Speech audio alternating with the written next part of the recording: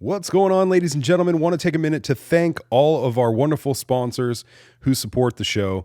So please take a listen and support the people who support the show.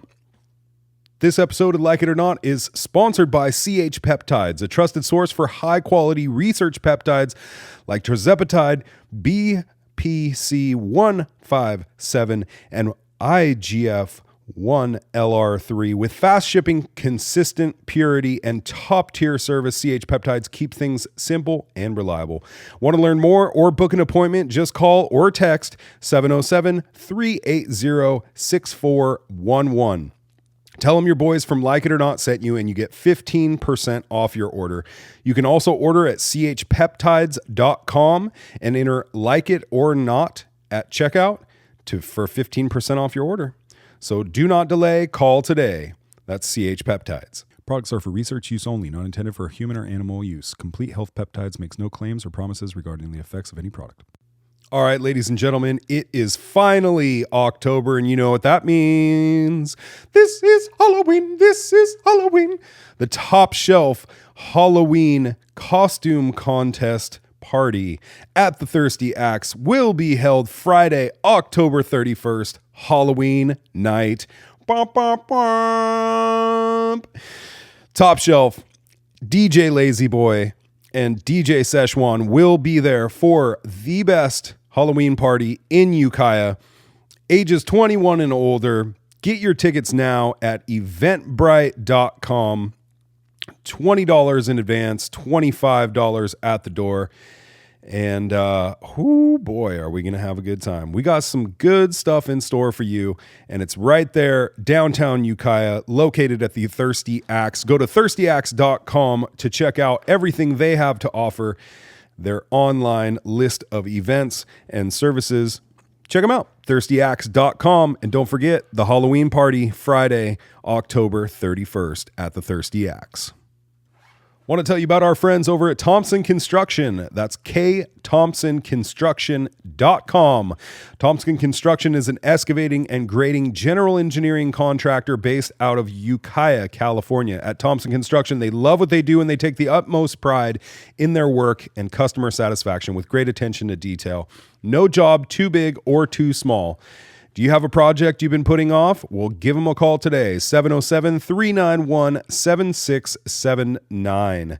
They are OQ certified for PG&E excavation and backfill, swimming pool excavation, concrete flatwork, subgrade, asphalt, paving, all sorts of things, road construction and maintenance. You know, they do it all, ladies and gentlemen. So give them a call today, 707-391-7679. That's Thompson Construction. My guys, if you are not following DC Customs Ukiah on Instagram, you need to right now, because they are posting all of their amazing work on there, and it's seriously like mind-blowing what they can do to these vehicles. So if you're in need of new tires, you want to lift your vehicle, you want some new suspension, you need a roof rack, anything like that, DC Customs is the place to go. Their knowledgeable and friendly staff will get your project done on time, within budget, always friendly. DCcustoms.net to check out all that they have to offer, or give them a call today to get your project started. 707-463-2227. That's DC Customs. Ladies and gentlemen, this episode of the podcast is sponsored by Pure Blends Barbershop. They're located right downtown in beautiful Ukiah, California, and have been voted best of Lake and Mendocino counties for 3 years in a row, going for the fourth this year. Ladies and gentlemen, give them a call, 707-472-6097 to book your appointment today. Fade it, slap it, mop it, cut it, whatever you need to do. These guys will hook you up. And they got an awesome team in there that knows what they're doing, and they send everybody out in style. So if you want to get styled up, Pure Blends is your place. 472-6097. My name is Carter Lane. I'm Drew Nickel. Welcome to the show. Oh my God. I think you have a problem, bro. What the fuck is wrong with you? Oh my goodness. Ladies and gentlemen, boys and girls of Like It or Not Land, we are back with another episode and appreciate your love and support of not only our show, but all of our amazing sponsors, which you just heard about. Please go out and support the people who support the show. It's important to keep our producer paid. Yeah, he's not cheap. Yeah. And this time he even brought his camera. Okay. So we're good to go, dude. All right. We're going to buy him a new pair of shoes next month, dude. Yeah, I think so, dude. Come on, support. so. We need more sponsors so we can get Joseph some Jordans. Yeah, you guys. So that's what you're supporting. If you wanted to know, it's JJ and his shoes.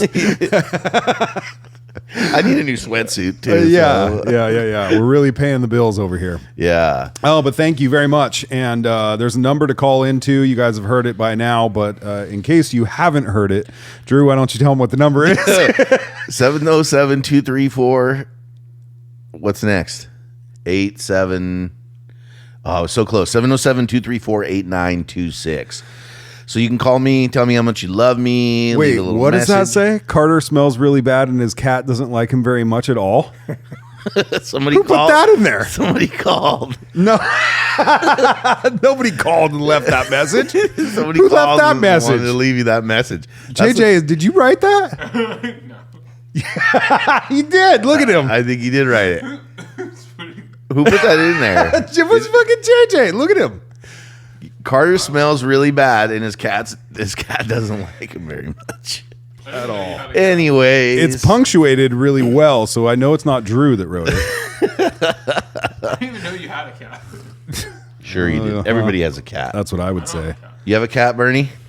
I do not. Yeah. No, but I don't know anybody who has a cat that likes them, so I think you're right. Yeah, exactly. That's actually a really good Your point. cat like you? Does he like me? Yeah. Sometimes. But do I like him? Not most of the time, that's a no. Not at all. He's all right. He kills mice, so. Anywho, with us today, joining us, our special guest back. No stranger to the show. Been on once before, and we're happy to have him back, Mr. Bernie Norvell, the 4th District Mendocino County Supervisor, right? Yes, sir. Yeah, dude. Last time you were mayor, so this Yeah. time you're supervisor. Yeah, pays better. Does it? He went from the mayor to the super duper visor, huh? Yeah, or supervisor, depending on who you're talking Stupivisor. with. Yeah, depending on what week it is.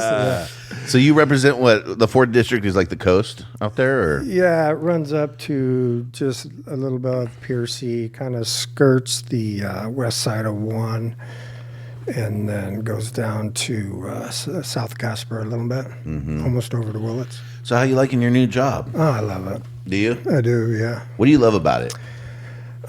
So I'm, I like problems and being part of the you solution. got the right job, Doc. Yeah, no, 100%.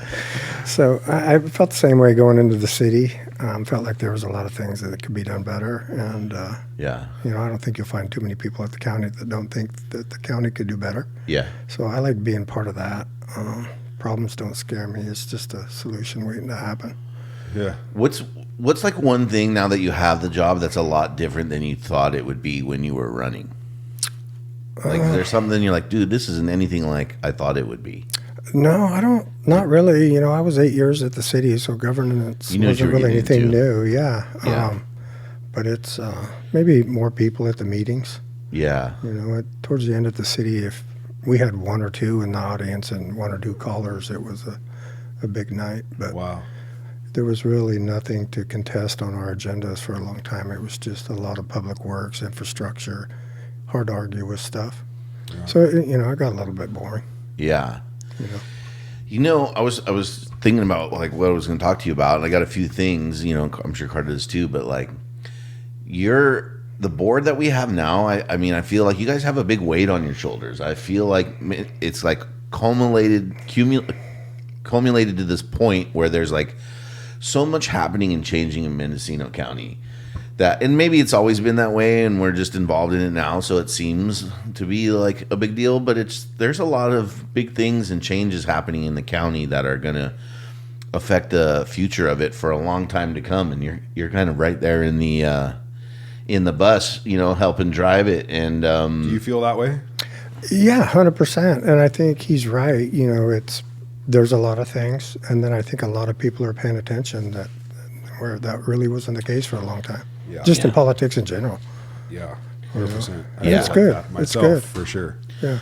Yeah, well, I mean, and that's the whole point. If you got, like we were talking about off air, like a democracy, you know, for the people, by the people, then the people better be involved. But the flip side of that is people also react, right? And sometimes it feels like it's hard to really get all the information and the full story to people. They hear a version of it, maybe react on fear, and then they run with that. And that's really, I think, been the case for, you know, Ukiah, Mendocino for a long time. It's just this like agenda of fear, and maybe some of it is rightly like so, you know, because of experience and people wanting to protect what they have. But I think the other part of it is, I don't know, it just takes a long time to wade through all of the information and the agencies and all of the different stuff that's out there to really understand what the bigger picture is.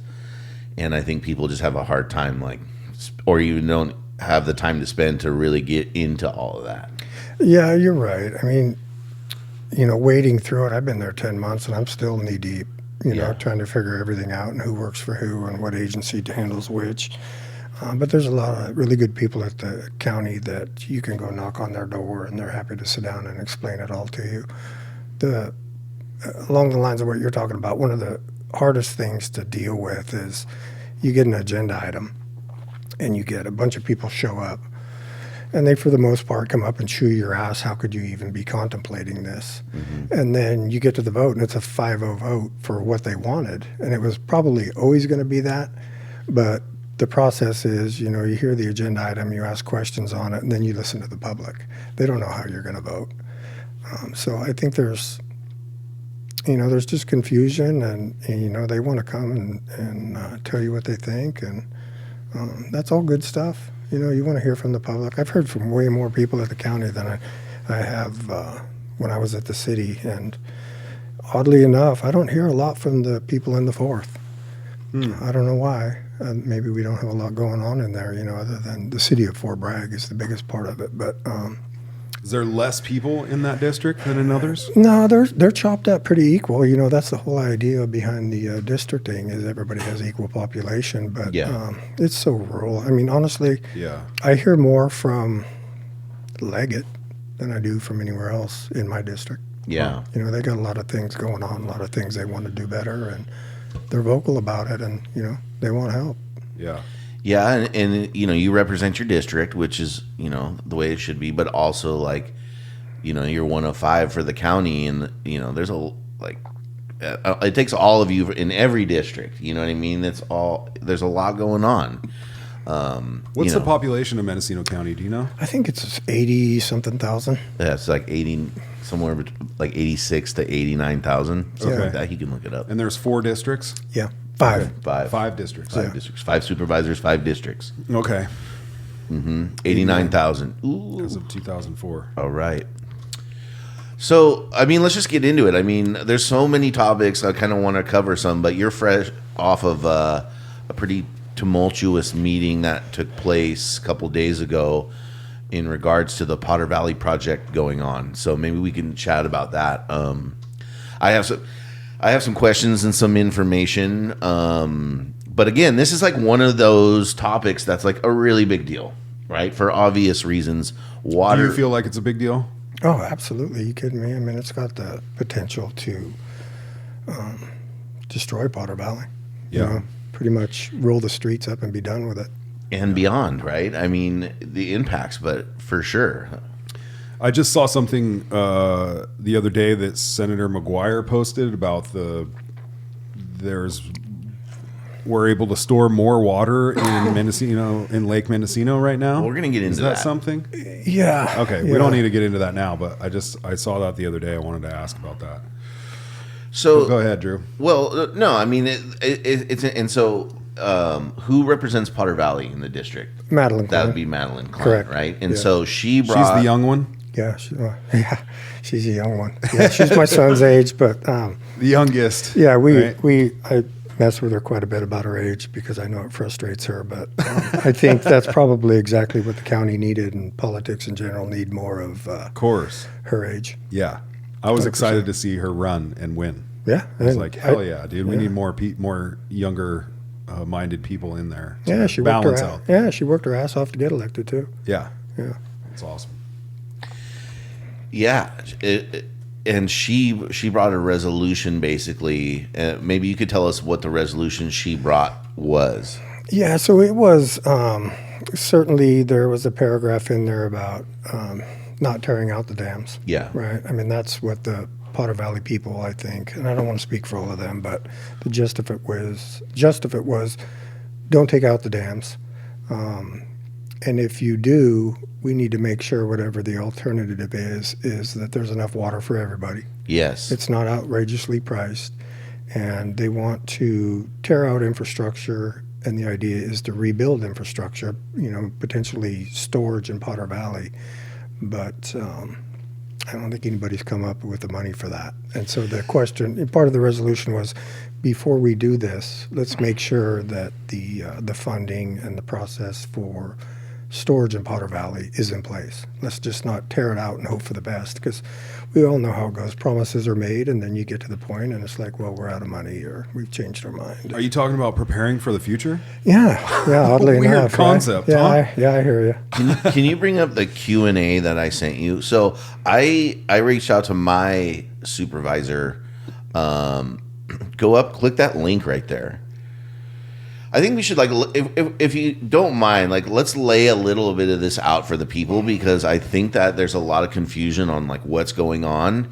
I don't even think the public really realizes that if the dams come out, that there's this EO Russian project authority that's trying, saying that they're going to basically build next to it, or at the same time that the dam comes out, they want to put in this facility that's going to divert water from the river through the tunnel to, from the eel to the Russian during times of the year when there is more water, right? So the winter months. And then the idea would be that they need to develop capacity for storage in Potter Valley. And they've talked about raising Coyote Valley Dam, which we've been hearing them talk about forever. And so they lay out this whole thing, and I was like, I didn't even realize that this was going on until my supervisor was like, Mo, she didn't support the item. And I was like, I think that was a mistake. And so, if people understand what's going on, so they're ripping out the dams, right? The Scotts Dam and the Cape Horn Dam on the Eel River where Pillsbury is. PG&E is decommissioning the dam because they used to be able to get 150,000 acre feet of water, right? And they would use that water and run the water through the dam and get power. Well, then the federal and the state authorities came through under, because I was reading about this a little bit, under Endangered Species Act, and I don't know if that's salamanders or hooty owls or whatever the deal is. And they basically have said they went from you can put 150, whatever it is, 1,000 acres feet through the dam down to 30, right? And so then what happened is, well, when you go from 150 to 30, you're not turning your turbines as much. And correct me if I'm wrong in any of this. So they're not making as much money on hydroelectric power. Plus the facility is aging, right? They put it in 100 years ago. And so PG&E's like, basically, we're over this. We'd rather put solar fields in everybody's vineyards. So we're going to just rip this dam out. And they had the dam, and it sounded like what I read, they gave people the ability to step in and maybe take it over or deal with it, but it was such a big and expensive project that nobody stepped up to want to, take it off their hands. So they're saying, well, what we're going to do is decommission it and rip it out. And then they filed all the paperwork with the correct authorities and basically are getting approved to be able to rip that out. And that's supposed to happen in what, 2028? Yeah, I think it's like a 25-year project or something like that. Okay. Holy shit. And that might be the Potter or the Coyote Dam I'm thinking about. I thought Yeah. that one was a little bit longer, but yeah, I mean it's nothing that's going to happen today. Right. But Okay, so they're going to rip that dam out. So then becomes, well, like, all right, who has rights to the water, right? And it sounds like when you read this, part of the people that would have the way California water laws work is you have seniority access to the rights based on how long you've had rights to the water. So the longer you've had supposedly rights to the water, the more senior, like you get your cup filled first. And one of the it sounds like is that the Round Valley Indian tribe has like a senior water right to the Eel River water, which is going to come out of Lake Pillsbury. Remember, it only gets into the Russian through that diversion. So there's this proposed project, the Eel Russian Project Authority is a joint power of authority created in 2023 by the County of Sonoma County Water Agency, and the Mendocino County Inland Water and Power Commission. It's governed by a 5-member board of directors. So, like, how does a board like this even become in power? Like, do they just all give themselves power? I don't understand how you just get created. Do you? well, I'm sure that it generally stems from we have an issue and Yeah. how are we going to fix it? And these people have done a lot of work. I Yeah. think in the beginning, certainly the IWPC was against tearing out the dam. And I think they got to a point of realization where the dams are coming out. So they switched their focuses and said, okay, well, how do we save what water we can? And that's Right. how this project came about. And that's how this came about. You can scroll down. So it's Sonoma County, Mendocino County Inland, and then the Round Valley Indian Tribe. So what is the authority? Well, we've talked about that. Like, so let's read what the Potter Valley Project is. The Potter Valley Project, located on the Eel River in the East Branch. This is where they're gonna rip out the dam. That's what the PVP project is. You can keep scrolling down.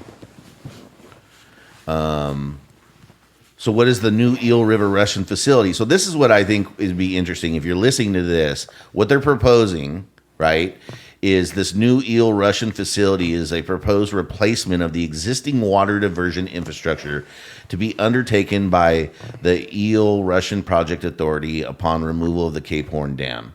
The new facility includes a new fish screen, a mechanical pump station, and a bunch of other stuff. So they're going to build this facility. That's the idea. What was unclear to me was, where is the money from this going to come from? It sounds like they're saying they're going to get grants from the state and the feds to build it, and then the maintaining of it is going to be done by the people that are getting the water, and we're going to have to pay for the water now. Yeah, I think they mentioned it was $8.9 or $9 million that they're getting up to do this, and then Yeah. everything going forward is going to be paid for by the Consumers. water users. Yeah. Yeah. So when I go, you can go to one of the other 3 handouts I had. So when I text Mo, I was like, "What?" Yeah, click on that one. I was like, I'm a proponent of like saving these dams, and she's like, well, we need water, not dams, and that basically this going on, and by signing what you guys were trying to push through, it would jeopardize the ability of this project to have legs, and that's where I got confused. Why is opposing the dam staying in versus, I guess, building this new facility? Like, that you guys wanting to keep the dam jeopardizes this project. I didn't understand that. Like, okay, obviously if you keep the dams, you're not building this project, and these people are doing the work. But if you keep the dam, you won't need to like. Why? Is it like just you're that saying, they? Is it just that they think that fighting the dam removal is no use? Like it's going to come out no matter what, and so let's focus on the future. Or yeah, what's that? No, it's there was some people expressed some fear, and IWPC was certainly one of them. That if that resolution was passed and it mentions tearing out the dam and asking PG&E to reconsider, would jeopardize the project because they don't have to do that NERF, the New Eel River. They don't have to do that. Yeah. And the fear was that if we come out with this statement, that they can just take their ball and go home, and Yep. then you're left with nothing. And sure, that could happen, but that for me just didn't outweigh the consequence of where we are today.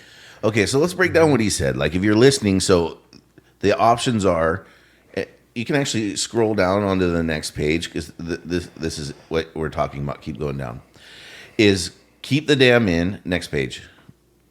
The other one I attached. Right there, that diagram. You keep the dam here, and this is interesting. So can you blow up on that? So this is where you have the comparison of the current systems. No, we want to look at right there. Yeah.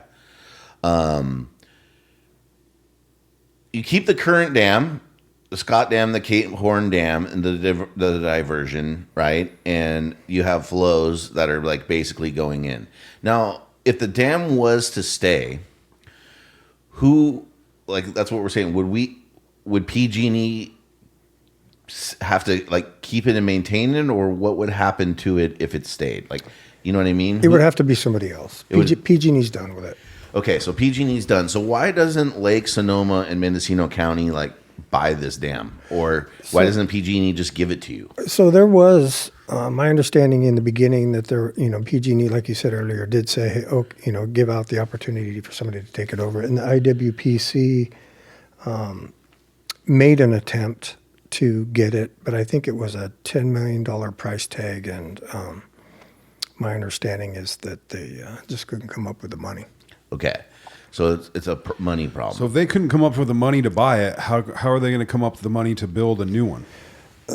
You got me there. I don't remember exactly who's providing the money, the $9 million, but for the NERF, but that money is. It says it in here, and it basically says the state and some federal agencies are going to provide the money. I mean, here's what it comes down to: the state wants these dams out.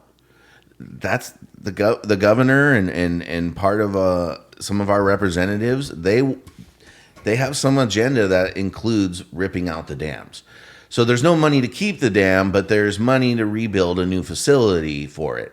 And they're saying because the new facility would be the future, potentially less money or the same money for a new structure. But there's a problem with it.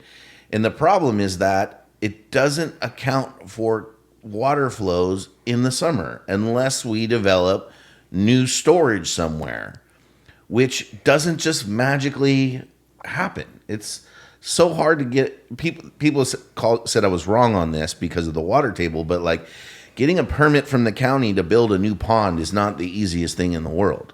What are you trying to say? I'm just dropping breadcrumbs here, brother. If you want to peck at them a little bit, take it home with you. What are you trying to say? Okay, buddy? so but let's not get up. So Scott's Dam up there, and you're ending up with 57,000 square acre feet in Lake Mendocino. Okay, now if there's no diversion, which he said, like if they decided, you know what, we're taking our ball, we're going home, we don't have to divert water from the Eel River to the Russian River at all. The Round Valley Indian Tribe has a senior authority in the water rights, and we're going to just let it all stay in the Eel and not give any to the Russian, right? Then we end up drying up. Lake Mendocino has 25,000 acre feet, right? So I think that most of the public is thinking it's one or the other. And then there's this third option here, which if you could scroll down, please, kind sir. The new Eel Russian River would be, water would continue to be diverted through existing tunnels, but only during high flow periods, which I think is... It's once a month, right? During high flow periods, right? Oh, I get what you're doing there. Oh, got him. Oh boy, we got potty jokes. So the potential, and then they put this in here: potential for additional storage, raising Coyote Valley Dam. Okay, who's going to pay for that? Who's going to own the water? Off-channel alternatives, whatever that means. I'm guessing that's Potter Valley storage. Where could we store water in Potter Valley? There's been I haven't seen the map, but my understanding is there's 3 or 4 at least alternatives of where to put it. But the problem here is even with the NERF going through, without storage in Potter Valley, that water flows right past Potter Valley. Exactly. That's my point. And then and if you read this, I don't want to bore you with all of it, but if you read it and do the math, Lake Mendocino can hold basically like 65,000 acre feet. Then they have the ability to allow it to go up higher to 80,000 acre feet. And if they really wanted to stuff it full, or they raise the dam, they could go up to 110,000 acre feet. But when you read how much water flows in from Pillsbury to Lake Mendocino annually as it is now, it's 150,000 acre feet. So like any way you look at it, there's not enough water coming through this NERF project to equal what we're getting now, and there's nowhere to store the freaking water. Yeah, I don't think anybody's argued that. You know, I mean, there's definitely less water, and it's going to be a lot more expensive. So the 3 members on the board that didn't vote for the resolution to basically, tell PG&E you're against ripping out the dam, did it be, I don't know their reason, but part of it seems like it was so they don't jeopardize the ability to have NERF on the table. But I just don't understand the logic of, you have a lake full, already have a storage facility. Why are you removing that storage facility and then having to go out into the environment in 5 other different places and do the exact same thing? And then hope that you get enough water diverted in the winter time to fill these storage places up. It just seems like a lot of moving parts and a lot of stuff that these government agencies are going to have to pull together in a short period of time. I mean, you could say 25 years, but in government years, that's like, very, very short. Yeah, I think the short answer to your question is it's the government. Yeah. So, you could kill yourself trying to make sense of what they're up to. Yeah. Well, I get it. Right. And so now here we are as a community, like, okay, these are the options. And I'm just putting this out there. So hopefully those of you listening to the podcast know that there's basically these 3 options: keep the dam somehow, rip the dam out and have no water, or build a new facility, create new storage units, and hopefully save enough water during the winter time. But either way, during the summer, it seems like it's going to get rough, dude. Oh, it's going to get rough. I don't think anybody's going to tell you any different. Yeah. Yeah, I think we heard from the public about that. Yeah, I think you did. And was there a lot of people at this meeting that showed up to give comments? It might not have been every seat in the House, but it was pretty close. Mm-hmm. Yeah. Is that typical? No, unless you're negotiating with the union. Yeah. So this is a big deal to people. It felt like it. And that was a lot of what we were, I had a lot of hopes that it would pass. I didn't think it would ever get past the 3-2 or more than that. But Supervisor Klein and I did talk about it, and she was very adamant that if nothing else happens, at least we gave the community a platform to come and say, hey, because the County of Mendocino hasn't really taken a stance on this yet, and the board hadn't given that community an opportunity to come let us know what they think about it. And so that certainly happened. So that was one good thing, was that it gave the public an opportunity to say what they wanted around this. Yeah. But it sounds like I didn't, and Drew, don't think did understand it fully, right? There's a lot of Mo sent me this parts. information, and I spent this morning in a cup of coffee reading through it all, and then like making sense of it. So yeah, I mean, I think a lot of people don't understand, but the thing that still came up in reading this, and I read a letter from, I think, Polly, where Janet Polly, where she was saying, like, or maybe it said in this info, like, you can't force PG&E to keep the dam. Like, Yeah, that's true. But how come nobody wants to try to hold PG&E like accountable or work with them? It's like they get to just kind of do whatever they want to do, and they got these big deep pockets. It's like, it just seems like, why not tell PG&E like, hey, you can't just rip this out because there's a town, or figure out a way to buy it and fix it, or have them give it away for free rather than spend $250 million tearing it out. Like, I don't understand that logic there, which it sounds like you're saying that's the government logic coming in. But Yeah, I mean, I don't know. It's so the whole PG&E thing for me.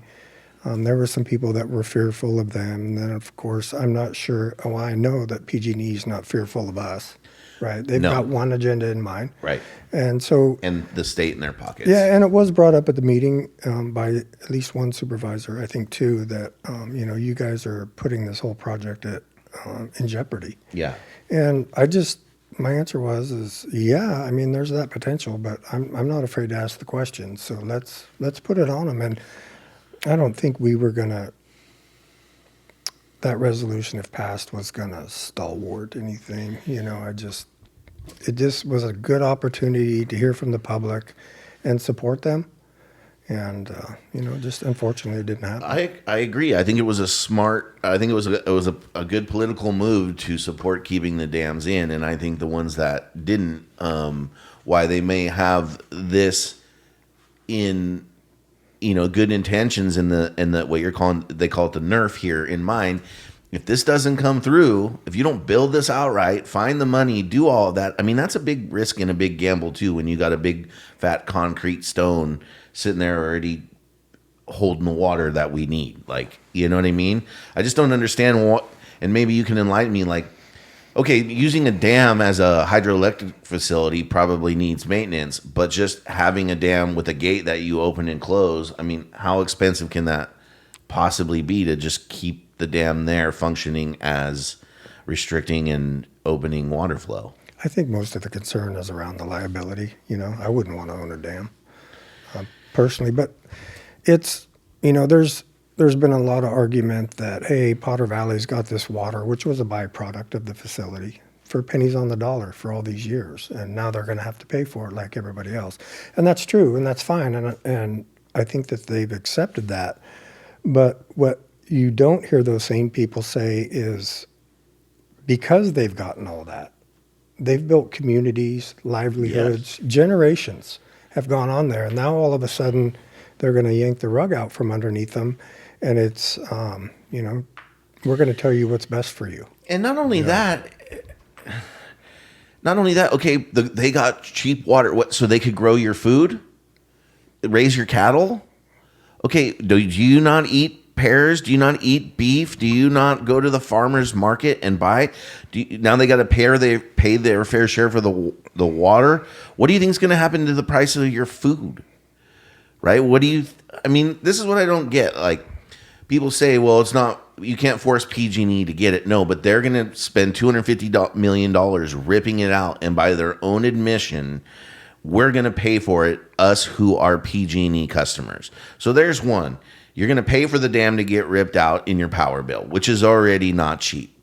Secondly, you're going to now have to pay for the water that comes from the new facility that they build at whatever price they decide needs to be that. So your power bill's going up, your water bill's going up, and you still might not have enough freaking water to live the lifestyle that we've been living for 100 years. And to me, that almost borderlines on, like, it's either complete incompetence or it just feels criminal to be doing that to a community, and to do it under the guise of, like, I don't know, this is just how it is, or we're just all like too incompetent to figure out like a good solution. Giving farmers cheap water seems like a really good idea to me. Yeah, I think, you got 2 out of the 3 right. The third one that you didn't get right is that maybe you're going to be able to afford the water. I mean, I don't know that they're going to be able to afford the water and continue to do what they're doing. It's like when they raise minimum wage, which is great for all the fast food chains, but then now we hear people complaining about the price of Taco Bell. That's what happens. Right. And I'm all for paying people, but I I feel for Potter Valley. You know, you might say that they've had it good for a while, but they, like I said, they built generations on that, and then now we're looking at rolling up the streets because of the changes. And why is it always the farmers and, you know, us plebes out here who got to suffer? Like PG&E's got deep pockets. They're getting let off the hook left and right with all of the liability they created around fires and damage by the state, and probably because they donated. That's me saying that, not anybody else. But PG&E gets the red carpet from the state. They're a monopoly here. They're the ones that have the money to solve this problem, but yet in the name of profit or for whatever reason, they're getting rubber stamped everything that they want. And then those of us locals who are at the, you know, outside of the walls of the kingdom here are going to be, you know, rolling, like you said, rolling up the streets and eating dust instead of food. And it seems like that's the case because nobody's putting up a fight. So because they can't, because we're letting them do that. Well, and if I we mean, don't, you can't say nobody. I mean, these guys. well, right, no, but, I agree, but I mean, but yes, why wouldn't we vote for that and tell PG&E, no, we don't want this? Well, Like- everybody's afraid of PG&E, and PG can do whatever they want, right? But PG&E is controlled by the CPUC, which is appointed by our electeds, and for the most part, controlled by the electeds. So, of the state. yeah, Yeah. you know, the California Public Utilities Commission. I mean, I can't imagine that the governor couldn't go in there and shake some trees and make changes. He wants it out. And Huffman, they want it out. They already got Klamath, and now they got, and I don't know why they think that's going to be good for him going into presidential election, but they want this dam out, and that's why it's coming out. And it's interesting to me that the three other supervisors, you know, aren't pushing back more to keep the dam in. And, you know, you saw, you know, Keely, is it Covelo or Covelo? She was, you know, on our podcast, and she's a big proponent of Potter Valley, born and raised there, and keeping the dams in. And, you know, when that board verdict came down, she basically went on there, and she's, you know, going viral huge. Yeah, maybe you can play what she said, but it's just like, you know, yeah, go to her Instagram. She gave you page. props. Yeah, I saw that. Somebody sent that to me. Yeah, Yeah, so you she's saw Lake it. County, right? She's Potter been Valley. Potter Valley. She's been a big voice from the beginning in this. I Huge. think. Yeah. Yeah. I mean, it's hard to argue with what she said the other day. You know, there was a lot of common sense there. Yeah. And I mean, just basically saying, you know, we're getting sold out to PG&E, and it's just kind of like, man, I think one of the bigger things for me is you got to go know, on her page, bud. We're not that far out of our last drought, and now nobody's talking about saving water, right? Because it's been forgotten until the next drought comes, and all the fires that we've been having. Although, you know, for the most part, we've been lucky the last couple of years. Yeah. But we're literally tearing out water storage, Yeah. and that one I just can't fathom that and figure that one out. It's like, Yeah. when are we going to wait to complain about that? It makes dollars, but it don't make sense. Because an environmental agenda is an anti-human agenda, and no, you know, that's again me saying that here, you know, but it's eugenics, man. I don't know, dude. It's crazy. I don't know if she posted it or not, but you got the gist of it. She's just basically saying that, yeah, click on her. All right, so that's where we're at with this thing. So what happens next? Now, this is going to be, this got tabled because another supervisor, Ted Williams, has another version of Madeline's proposal, or he wants to add language to it. Yeah, I wouldn't categorize it as another version of Madeline's. You would or wouldn't? Would not. Okay. It's a completely different. There may be a few lines in there that are the same, but it's completely different. For example, and I pointed this out, why it was a hard no for me was that it's clearly written in there that support decommissioning of the dam. So they would come out supporting that. Yeah, and so it didn't. I guess it got tabled for later, but our agenda, we got beat to the punch, and we're not allowed to make a motion to support our resolution. There was a first and a second, and then a call for the vote to not support our resolution. And then they wanted to make a motion to support their resolution. And the problem was, it would have been a violation of the Brown Act because his resolution was attached early that morning. I didn't see it until after I sat down at the dais. And you can do that. If it's within 72 hours of the meeting, you can attach something. But you also have to print out a version to make it available to the public. That part did not happen. Supervisor Williams also could have a screen shared so everybody can see it. And then they could have taken a vote, but he didn't do that either. So our attorney came back and... And why didn't he do that? I don't know. It seemed rushed to me. You know, Yeah. I haven't talked to him about it, and I like Ted, and he and I work well together. But like when we left the meeting, I walked right up to Madeline. I said, "Hey, you know, you got a lesson in politics today." And like I told you earlier, democracy is the worst form of government except for all the others. So here we are. You got to learn how to play the game. Yeah, and, play it hard and fast. Yeah, and I just really wish we would have had the opportunity, and it would have failed 3-2, but to take it to a vote. Yeah. And that's the part that rattled me a little bit, was why they were so against voting on ours, which they would have voted against, but they wanted to vote for theirs, which is basically a vote against ours. So it just, but that's politics. They don't want to come out publicly and say that they're against it. I guess, I mean, and of that's course fine it is. too, but It doesn't seem like it's a good political move to not to support the decommissioning of the dams. I mean, maybe I'm because wrong, you would but- be standing up to PG&E and the state, and you would be going against them. yeah, and we were very careful in our resolution. We were struggling with how can we get this passed, while saying in there we don't support tearing out the dams. And that's why I mentioned earlier that there was a lot of community back and forth from both sides. What can you tolerate? If we come out and say we're supporting not tearing them out, what do you need in there as well to support this? And that's where the alternatives came, right? Like Yeah. if it comes out, we support all the work IWPC's done and the NERF. If that's what's going to happen, we support that. And the same thing with the people that wanted the NERF. Some of them were talked to too and say, hey, how do we do this softly enough where you can still support it because it mentions what you want in there too. And that's what the alternative resolution that was presented was lacking for me. It seemed very one-sided. Yeah. And it didn't represent the community as that we were trying to represent. Yeah. It didn't represent Potter Valley. So what's next with all this? 2 weeks on a Tuesday, that item will be on the agenda. It was presented to be on consent, which I've got a beef with because consent items are generally meant to be non-controversial.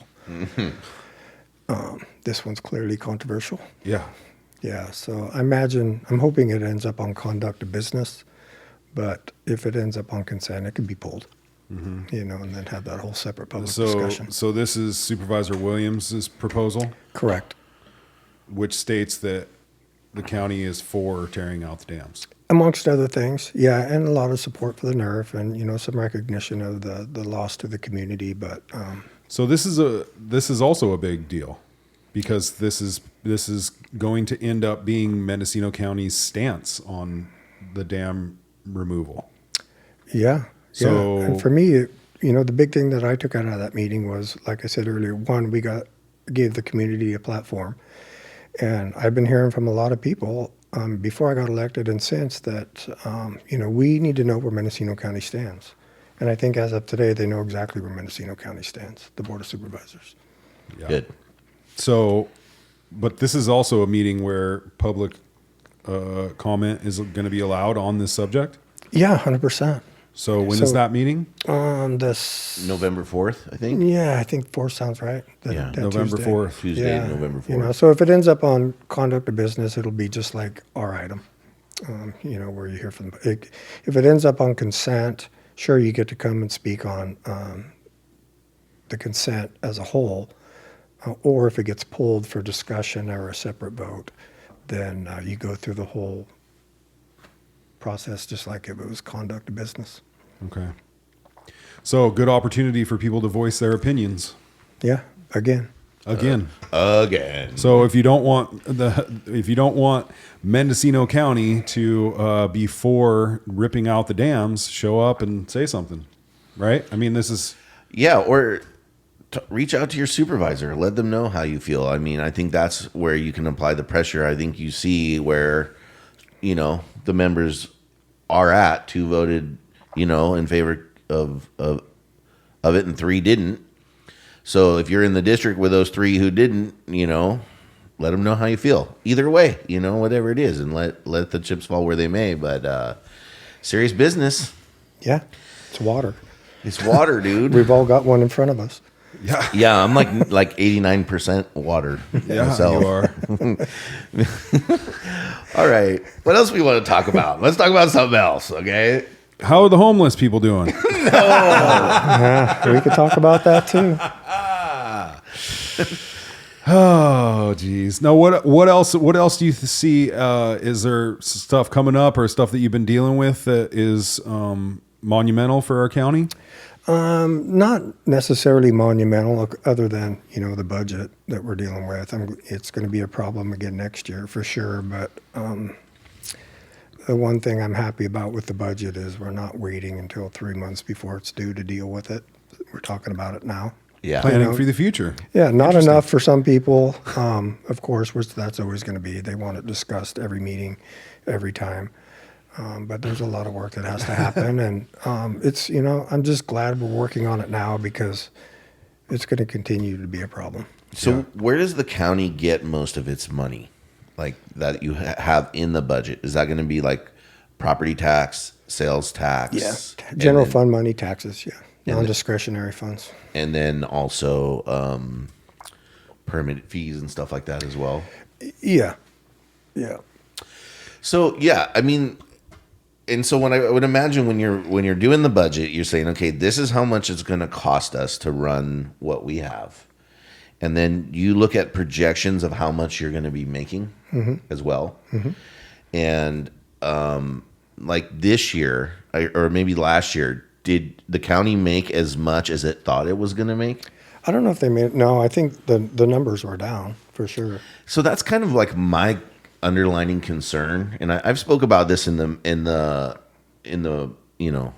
chambers before, but I'm just hoping that the county is aware that they're facing, I think, some real issues around property values.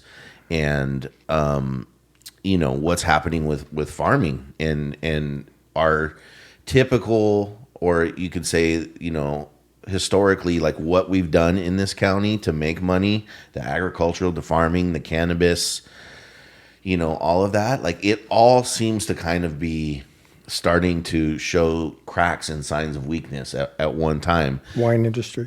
The wine industry is huge. Now, I've heard some of it's coming back a little, but still, I don't know if that's true. But you have wine industry. Our county cannabis is pretty much flatlined. Yeah, well, certainly, 100%. I mean, some people are saying the black market's coming back, and I think that's the money that was spent, right? I mean, that's where probably most of our sales tax money came from in a long time, as they spent their money. Yeah. But the illicit cannabis market, I mean, I don't know if it's coming back or not, but I would just say as a real estate agent, like I've been an agent for like 20 years, just saying I've been driving around Mendocino County all over from Leggett to Hopland for years. And like there used to be weed everywhere. Now you drive up Bell Springs and you don't see one farm, one weed plant. And so here's my concern. Like I used to do deals. I'm selling these properties all over the northern county and all over the county in general. $400,000, $500,000, $600,000, $700,000 for 20 acres, 40 acres, no house.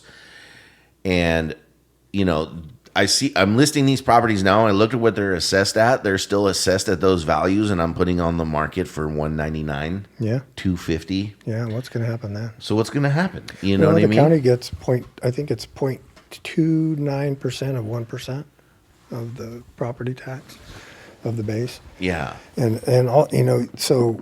The wine, my understanding, and you probably know, is a lot of the vineyards are up for sale too. Yeah. And are you going to come in and buy something that is the reason they're selling it is because they're not making money anymore?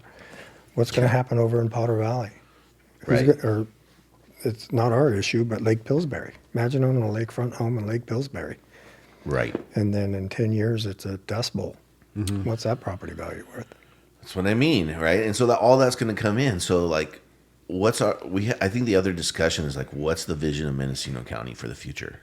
Yeah, I think the sheriff, he made, I don't know if you watched the meeting or saw his Facebook post the other day. He talked about what happened to small towns. Yeah. That was pretty interesting. The only thing, he's right, and there's a lot of reasons, and of course he didn't touch on them all because you only get so much space. But there's a lot of reasons that things are going to hell, and it's accumulation of things, and you can't fix one of them and make everything better. You have to look at all of them and find out what happened, how did we get there, and how in the hell do we get out of it? And that's the, hopefully the focus of the county. Yeah. What's your vision for Mendocino County? Well, I think anywhere you go, you can always do better, right? And I've said it before, there's always talk about we need to attract businesses. Well, I like to say that in order to attract, you have to be attractive, right? And I'm not sure that we are. We got a lot of great things going for us. You get over onto the coast, you got the Big Blue, right, which is going to draw people forever. But over here, it has to be something specific, and recreation may be it. That whole generation of people that are doing the recreation, but recreation isn't going to solve it. It's just going to be one component of it. Right. But, we can't control the wine industry. I may get a phone call after this telling me how we can affect the wine industry. But, Yeah. I do talk to some people in the wine industry, and they're getting their ass kicked like everybody else. And the revenues, Well, I understand they're up a little bit, right. more than we expected, revenue into the county, but it's not going to be enough.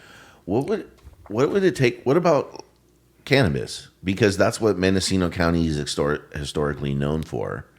So what would it take to like scrap the ordinance that we have that basically hog ties all Mendocino County growers from being competitive with any other part of the state, and putting out something where you have the ability to be competitive with the rest of the state and create some kind of like tourist business? Like, you know what I mean? I really think that would be a niche, because that would go well with recreation. We're not going to win on the wine front. It's just too hard to beat our southern brothers, right? Yeah. But that's what we do have: redwood trees and cannabis. And there was this whole movement to keep it small so that we could save, the small town craft grower. Well, they're gone. Right. They're out of business. That didn't work. And their voice is part of the reason why I think Mendocino County cannabis flopped flat on its face.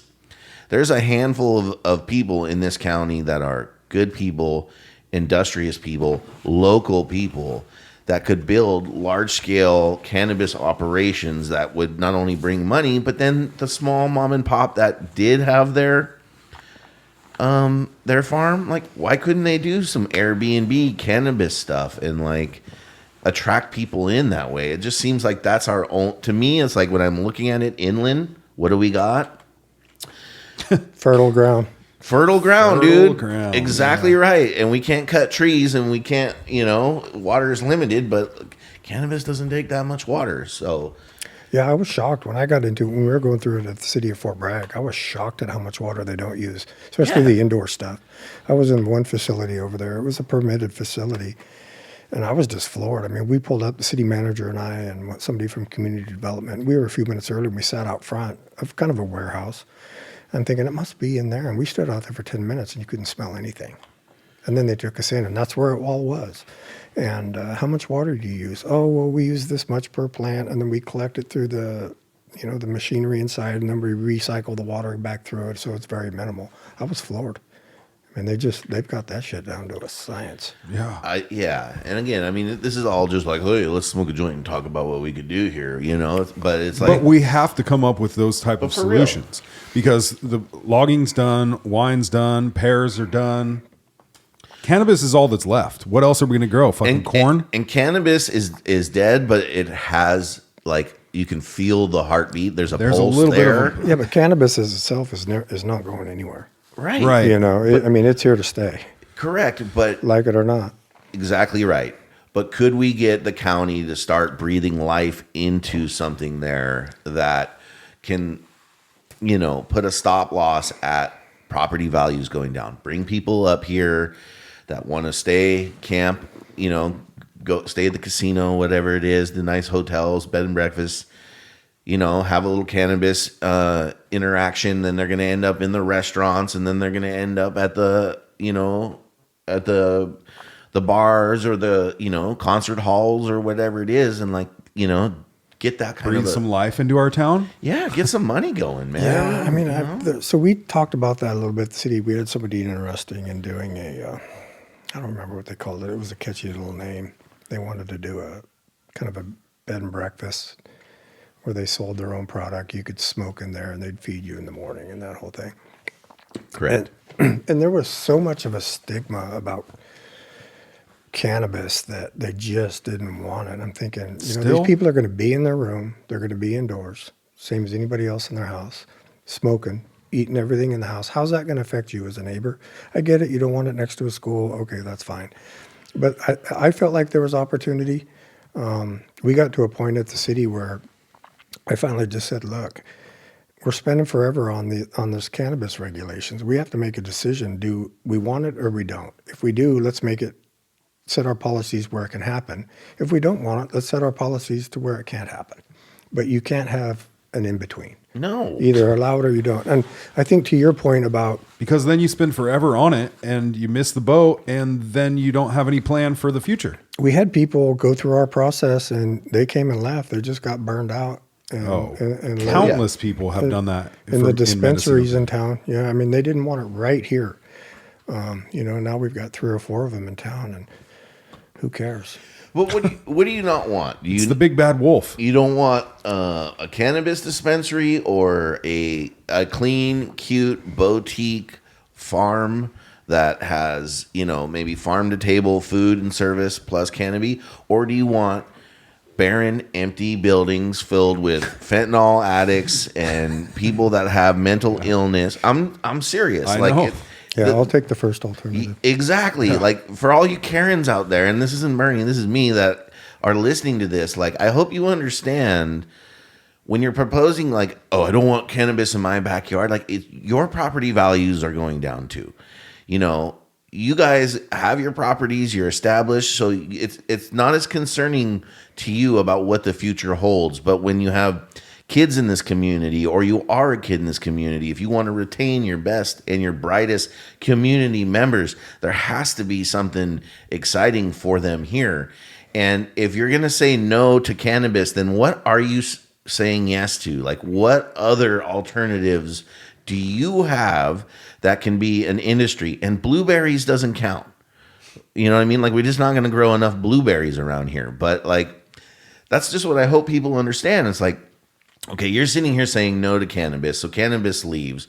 But are people aware that a huge part of our property values in Mendocino County are propped up and elevated because of the cannabis? So when you say no to that, your piece of property in Redwood Valley that is worth $700,000-$800,000, in a couple years, that thing's going to be worth $400,000-$500,000.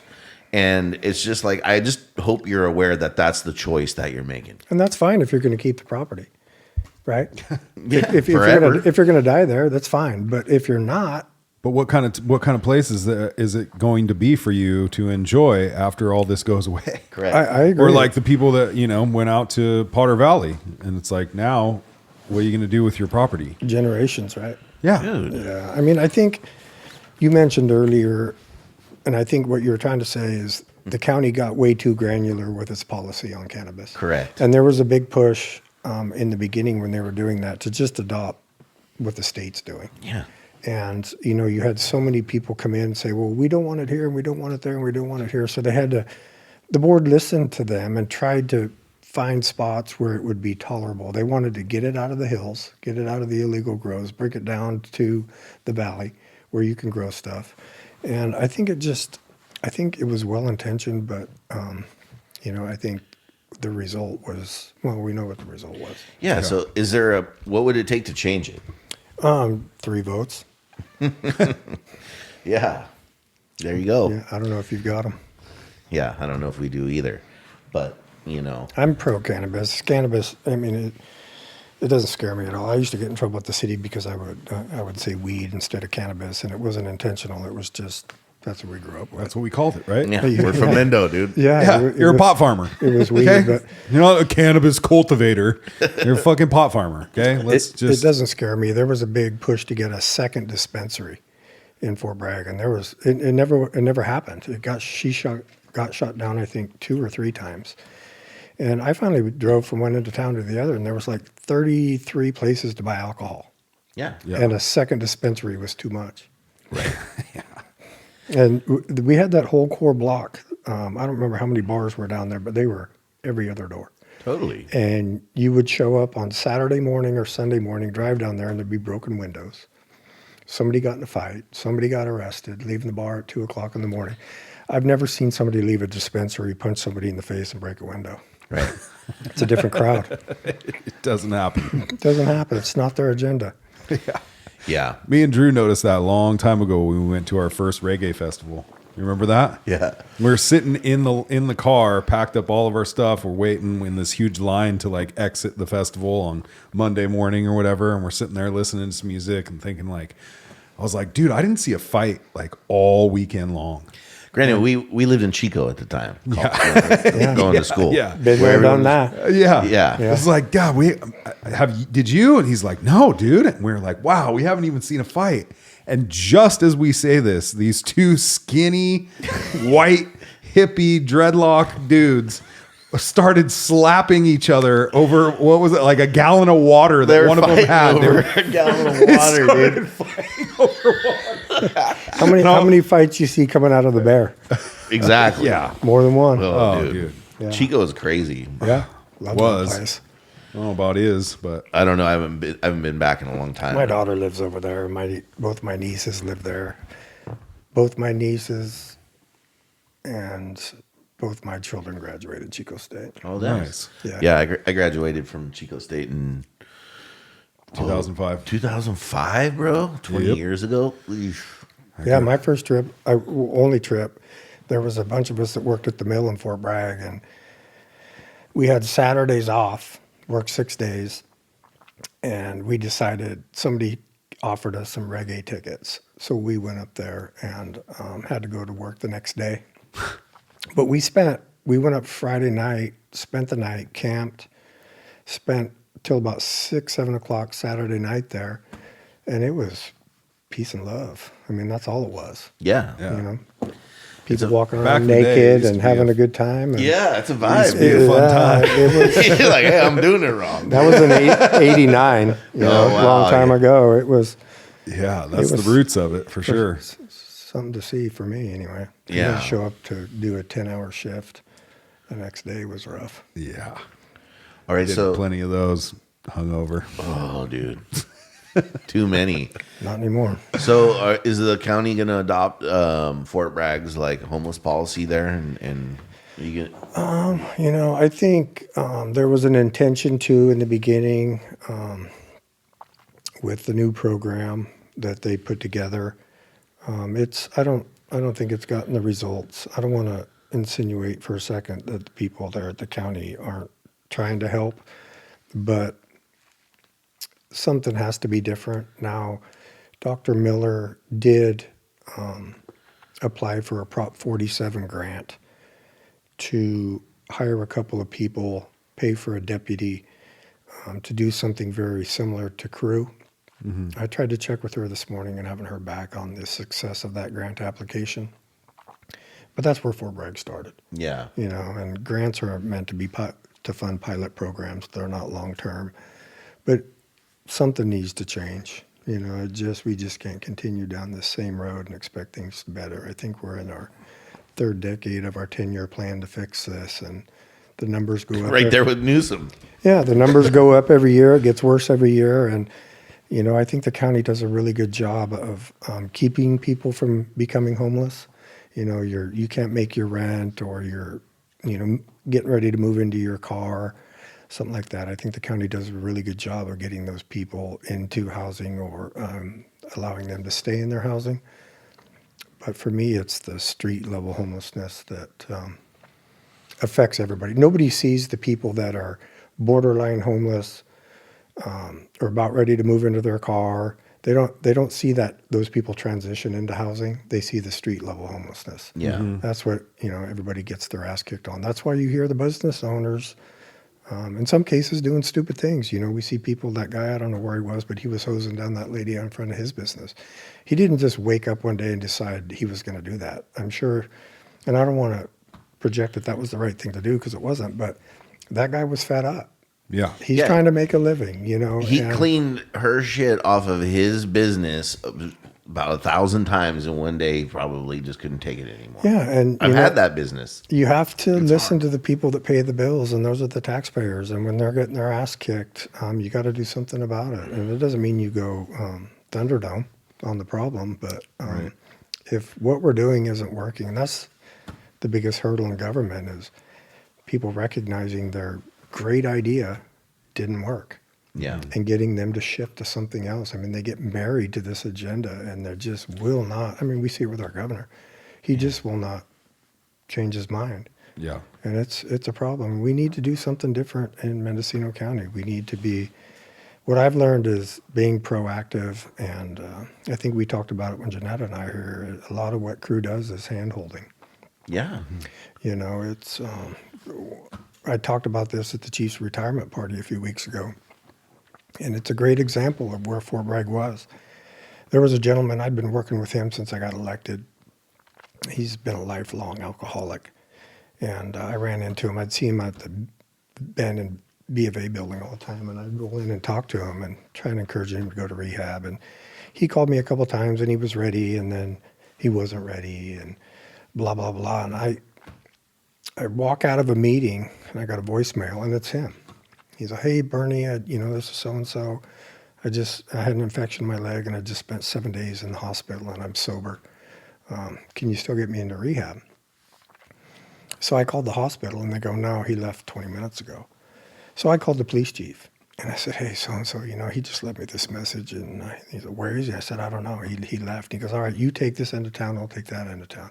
Chief literally dropped everything he was doing to go help me, the mayor of a town of 8,000 people. Go find look for a lifelong addict, on just the whim that maybe today's the day we get this guy into rehab. Mm-hmm. I ended up finding him on the backside of town hall and started talking to him, and he was already not ready to go anymore. And the chief came around and chewed his ass a little bit, but chief grabbed his bag, opened it up, and he'd already found a bottle. So he was no longer ready to go. And that's just how fragile it is. I mean, this guy was calling the mayor of the town because I'd offered him 7 years ago the opportunity to go to rehab. He was sober for 8 days, and that's when you make your choice. Yeah. But once he got the bottle, it was not a choice for him anymore. Mm-hmm. So that's how you have to do it. You just can't sit around and wait for somebody to come in your door and say, "I need help." Because as long as they have access to whatever their choice is, they're probably not going to until they hit rock bottom, and then they're going to come around. Or if you get them behind bars, when you've got their full attention, and that's a lot of what crew does, is they've already got a relationship with somebody, and then the DA's office will call and say, "Hey, we just put so and so in jail," and crew will go right to jail and talk to them. Yeah. And all of a sudden, that person's ready to go to rehab. Yeah. Right? I mean, because I've been to jail, it sucks. I've been in the sheriff's hotel. I don't ever want to go back. And when you're sitting in there, you have a tendency to think about all your bad choices and where you're at. And I think there's a lot of opportunity to help people, but waiting for them to come in the door isn't one of them. Yeah. I just can't imagine what percent of the population we actually get that way. And it seems like one of the solutions is a lot of boots on the ground, It has to be meeting these people where they're at. Crews, that's why they're successful. That's exactly what they do. Because that story right there is what it takes, but on a larger scale, right? We need a bunch of people that we can call to say, "Hey, this person needs some help, blah, blah, blah." And that personal connection needs to be made in order to set up the success.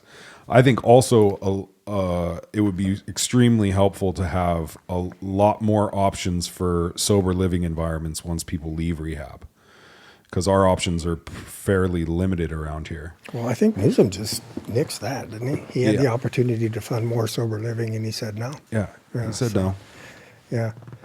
But that's it. I mean, and I got to be honest. I wasn't. The county at one point tried to put some of that stuff and rehab in Fort Bragg, and I was against it. The community didn't want it, and quite frankly, I didn't want it either. But it was a lack of education on my part.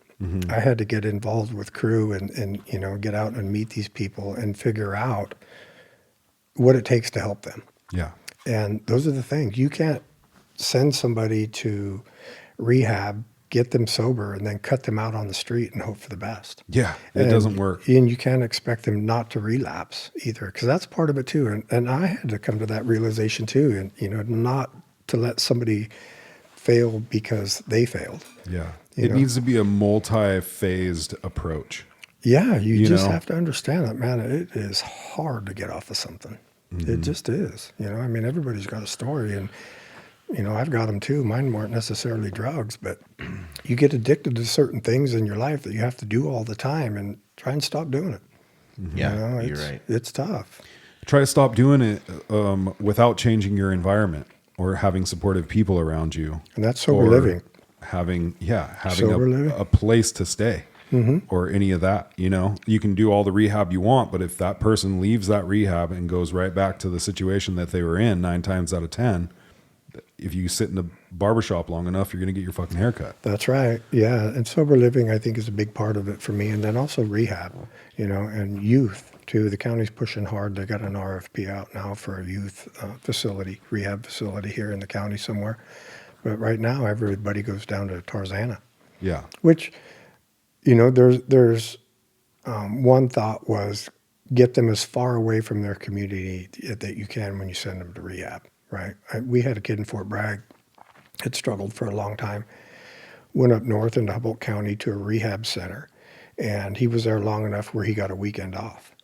His buddy came and picked him up. They got in a hotel room, and he OD'd and died. So getting them far away, but with kids, Tarzana's tough because those kids need their family to come say hi. Yeah. And, it's tough with kids because even if they do go, their support system is their family at that age. Yeah. And you just flew them 1,000 miles down the coast. Right. And that just doesn't work. Did you ever see the rat park experiment? Not my name. A long time ago, there was an experiment done with mice. And they put a rat in a cage with 2 water bottles. One of the water bottles was infused with heroin. The other one was just regular water. And almost 100% of the time, the rat would choose the water bottle with heroin and end up overdosing and killing itself. And the guy somebody who didn't do the study looked at it and was like, "There's something missing, and it's the environment." So they built this thing called Rat Park, which was like they had other mice to fuck, they had wheels to spin around on, they had all the food that they could eat. It was just like a plate, like a paradise for mice, right? And almost none of them chose the water with the heroin. Yeah, they were self-medicating. Right. They were making it better. They were maybe not better. They were making it easier. But if you have, that study goes to show, if you have those other things in your life, in your environment, you're less likely to look for something in the drugs, right? 100%. Like to fulfill yourself. Yeah, go downtown. Yeah. Take a look. Yeah. Yeah, there's plenty of them on the struggle bus. Yeah. What do you think about then, and I kind of know where you're at with it, but like the needle exchange thing then? Yeah, I don't know. Yeah. I think that we can't make up a choice for somebody whether they're going to stop or not. So what can we do? And we can help them prevent disease and help them use safely while they're continuing to use, because an addict's going to use no matter what. And so if they have a place to go where they can exchange their needles and their things so that they're not like damaging themselves or others while they're doing that, I think that that's a good thing. However, I think it also can go too far in one direction, right? And also, enabling, yeah, or maybe it being a crime, right? Well, I mean, with where are they putting the needles that they're using, right, that kind of thing. When it starts to affect the general public as being a bad thing, then you have to reevaluate that, right? But I also think that like with what McCavan does, my understanding is that like if that person knows where to get their needles, McCavan isn't just like having the needles out and you can just grab them and leave kind of thing. You have to have an interaction with a person to do that. And that interaction creates some sort of relationship so that when that person then makes the choice, hopefully sooner than later, to go to the doctor or see somebody and get sober or whatever, they have that connection. Yeah. So it's preventative, and it also creates a connection when the person is ready. But the whole thing comes down to we can never decide for another person when that moment is going to be. Just like your example of the guy in the hospital. You know, he had a connection with you. He knew who to call when he was ready. At the moment he was ready, he called you and you showed up, right? 20 minutes too late. Well, Yeah. but I mean, that's what it is, right? That's the fragility of it. So if these people are used to coming to somewhere to get their supplies and to, you know, they also have people, doctors and, you know, all sorts of stuff that McCavan has. But I guess, you know, that's my answer. And when it starts to affect the general public in a negative way, then I think you should look at it. Yeah. I mean, But enabling, I don't know. I think it can kind of teeter on the line of that sometimes. But also, like I said, they're going to get a fucking needle somewhere. They're going to be stealing them out of the sharps boxes at the fucking hospital, or they're going to be, you know, causing other problems to get what they need to use. or sharing. And spreading disease around our county. Yeah. I mean, I get the harm reduction. I understand it. Yeah. Certainly. It's disappointing to me that that's where we're at. Yeah. I mean, especially with Narcan. I mean, I get it. You have the opportunity to save somebody's life. 100% behind that. But that's where we're at. I'll give you an example. At my business in Fort Bragg, we've got some senior housing behind us and some Section 8 housing. And we get a lot of foot traffic through our parking lot. And there was an older gentleman. He was a retired vet. He was in pretty rough shape. And I'd get there about 6:37, and he would be making his first trip to the store. And he would get 240s. And he'd do that 6 or 8 times a day through our parking lot. We started to notice he was getting a little sketchy on his feet. And one day he came through with another guy, and he collapsed in the parking lot. And he was out for a minute. We all kind of ran out there. Somebody in the shop called, police. And 3 cop cars pulled up. And the first thing they did when they got out of their car was rip open a Narcan. Mm-hmm. And they started talking, he was awake. Have you been doing any drugs? No. Are you sure? Have you been doing anything? No. And he was telling the truth. It was just alcohol. But I went over and asked the captain, I said, is that where we're at? He said, what do you mean? I said, when you pull up to somebody laying on the ground, the first thing, your instinct is to rip open a Narcan? He goes, yeah, because 99% of them are ODing. Yep. And so I struggle with that, That's where we're at. That's our answer, is to provide life-saving Narcan. I think we can do better. Mm-hmm. Also, it was you said a needle exchange. I didn't think that we were having an actual needle exchange. And I thought we could do better and have more accountability. If the county's going to pay for that, then the county should be more responsible on requiring the people that are handing them out to also get needles back. Yeah. Right. And McCavan wants to do that. Yeah. I believe that. But I think sometimes you have to shake the tree or remind somebody that, this is also your obligation. Yeah. And they put out a little bit of a social media effort after that to talk about needle exchange, and that we're here to pick them up. And if you find needles in the community or in the county, call us, we'll come get them. Awesome. So that's good stuff. Yeah. Right. So I think that's something positive that came out of that. Yeah. I knew I wasn't going to get any support on that, but I'm also not afraid to speak my mind when I think something's haywire. And Good. I just you felt it was a shouldn't be. good opportunity to say, hey, yeah, we're saving lives, and stopping these diseases from spreading is a great thing, right? We don't want anybody sick because that's horribly expensive. But Also, what else can we do? we can do better. Yeah. We can do a lot better than what we're doing in a lot of different aspects, and not just the county. I think people as a society as a whole can do better. Yeah. I'm a big Marbot fan. You guys know that. And he just recently got sworn in to be the head of all things homelessness, fentanyl, and rehab for the president. And, Wow. Yeah, and he works with him pretty closely on it. So a lot of what we're going to be seeing coming out of the White House is going to be what Marbut's doing. Wow. And, it's hard to argue. I don't agree with everything that he thinks, but it's hard to argue with his ideas because I can just take you over to Fort Bragg and show you where it works if you do it. There So you go. so I'm excited about it. More logical to you? Well, he took a pretty big ass kicking when he came out with Housing Fourth. And, you just want to leave people on the street. And he said, his answer was no. If I put you into rehab, or I put you into sober living, or I put you into a psych facility, you're inside. But I'm not going to put you into permanent housing until you get better.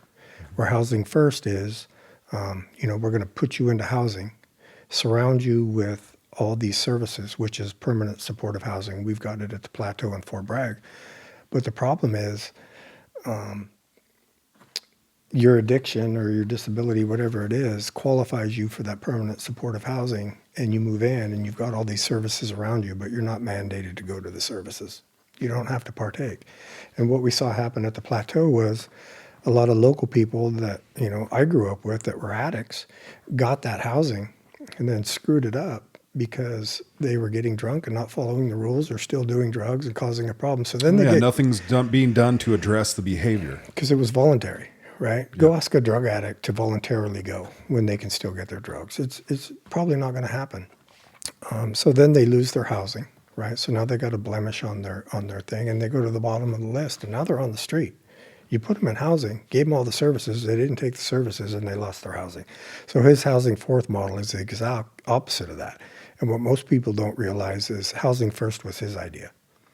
And that's an example of somebody who had an idea, had an agenda, realized it didn't work, and shifted gears. Cool. I like this guy. Yeah, so I do Refreshing. too. Yeah, and he's been super successful. One of the best places in the United States is in Texas, rehab facility, and he built it.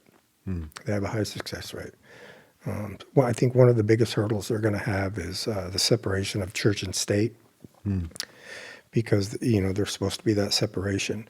But most of the, if not all of the faith-based rehab facilities run at about 70 to 77% success rate. And the ones that don't come anywhere near that. And these faith-based groups, they do it all on donations. There's some programs where they can get state and federal money, but because of what they do, they don't follow the Housing First model. They're not. They don't qualify for a lot of the state and federal money, but they're the most successful. So I think that's going to be one of his biggest hurdles. If he wants to go out and direct this money towards church-based rehab facilities, he's going to have to figure out a way to get past that. Yeah. Which is a bummer. It's like, here, we've got something in front of us that is proven to work, and we can't fund it because we disagree on faith. Well, there's a lot of people that are raising up right now and saying that faith is an important thing. So yeah, and you know what? I'm not really big into that, but I know a lot of people that are, and I know people whose lives it saved. Hell yeah, I'm with it if it works for somebody else. Absolutely. Are you kidding me, man? Am I going to begrudge you rehabilitation because you need faith to do it? Right. Yeah, no, that's not the idea. Yeah. Whatever. Yeah. Who you got for governor, dude? We got going on here, huh? Ooh, man, there's a couple of good choices out there, I think. I'm thinking Rosie O'Donnell. Oh, Jesus. We've tried something similar, right? Yeah, Ellen DeGeneres. Yeah, she's going to come back from Peru or wherever the fuck she moved. She's going to have to apply for citizenship. Yeah. Reapply. Mel Gibson. I think my understanding is Bianco's going to be here in a few months. Yes, sir. Yeah, I'm interested to listen to that gentleman and see what he has to say. Me too. Yeah, we are too. Yeah, I think we're going to get him in here. So. Oh, there you go. Good for you. Yep. He's scheduled in February, I believe. Yeah. Yeah. That's big. Yeah, we'll see. Let's go, baby. Yeah. Let's turn these small towns back into thriving communities. Let's have it be a great place to raise kids and live, and, just one brick at a time. Yeah. You know what I mean? Yeah, we can do it. It's going to be interesting. Yeah. It is. What Trump flipped 10 counties in California. Yeah. So maybe there's, some hope that we get a different idea and people are willing to not vote down party lines and vote for the best candidate. As long as we vote Unless- no on 50. Yeah, unless Man, that's a weird one, right?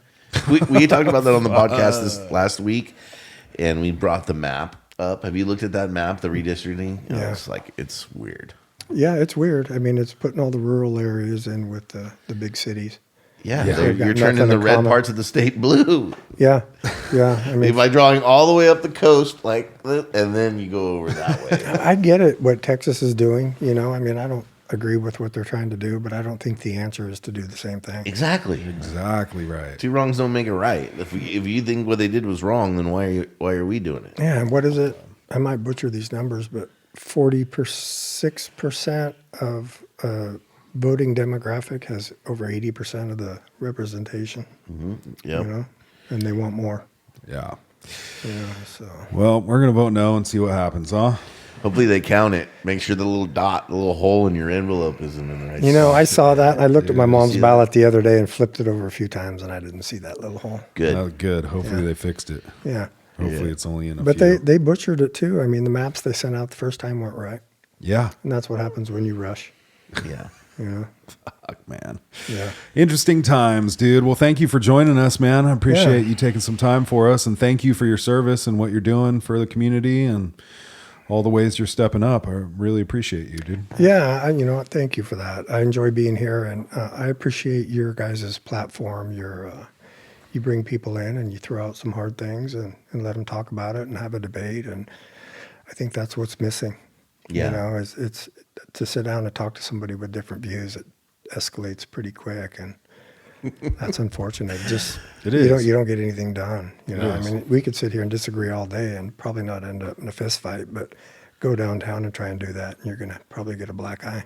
Go anywhere and try to do that, and Yeah. you're going to get beat up physically or freaking on the goddamn keyboard. You know what I mean? It's just and I'll tell you, that's one thing I really ridiculous. appreciate that about the board of supervisors that we have now is we can disagree, and I don't imagine many of us align politically, but you know, even after that last meeting, where Mo and I were on completely different sides and Mm-hmm. had different opinions, and we joked and laughed after the meeting about different things. yeah. You know, and it's so I appreciate it's that supposed about to this be. board. It's you know, leave it at the dais and don't take it home. And you learn things from people who have other perspectives on life. You know what I mean? Like, you learn if your ideas hold water or not by a good conversation. And then you also, like you were saying, like, you learn over time what aligns and what doesn't. I just don't see. Yeah, it's nice to have a spot to have that and do that. So Yeah, it's big. There's just not enough of it. yeah, right Well, on, thanks, brother. dude. Yeah, Appreciate thank you guys. Appreciate you. Yeah. Right on. Well, there's another one in the bucket. Catch you guys soon, huh? Yeah. Don't forget to like and subscribe and share and, you know, spread the episode all around and tell your friends how wonderful Drew looks on this episode particularly. And Yeah, be a bro. Share the show. I got one question for you though. yeah. I was re-listening to your last podcast, and you made I wouldn't call it a statement, but you said you had a craw in your hat. Did you mean a bee in your bonnet, or your hat was stuck in your craw? What's a craw? I was thinking like a crawfish when I said that. Like a, Wait, what? like a craw on your. What did I say? You had I think you said you had a craw in your hat. Craw in your hat. Something sticking in your craw, right? I think he meant a what bee it in his bonnet. Yeah, I think you're right. That is what I meant. Thanks for clearing that up. What's a craw? You said it. Why are you asking me? I was dog? thinking crawfish in my hat, like a lot, you know, like crawfish in your hat. hey, not like something pinching you a little bit, something bothering you. I never heard that before in my Well, I life. made it up, obviously. Oh my gosh. Hey, you guys, catch us this weekend at the Thirsty Axe Halloween night on Friday. Top Shelf DJ Lazy Boy, 9 p.m. costume contest, Halloween party.